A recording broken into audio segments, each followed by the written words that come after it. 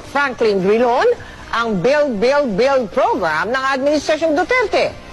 Sa 75 na proyekto raw kasi noong unang ilabas ang programa, siyam lamang ang under construction o ginagawa sa ngayon. Hindi rin daw nagagastos agad ng mga ahensyang may kinalaman sa mga proyekto ang perang inilaan para rito.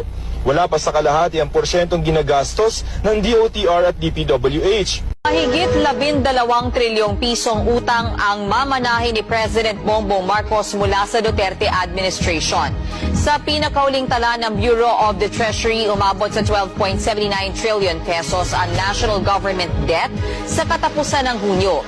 Kung ikukumpara naman natin ang mga minanang utang ng mga Pangulo, mapapansing hindi lang doble ang itinaas ng government debt sa ilalim ng Duterte administration.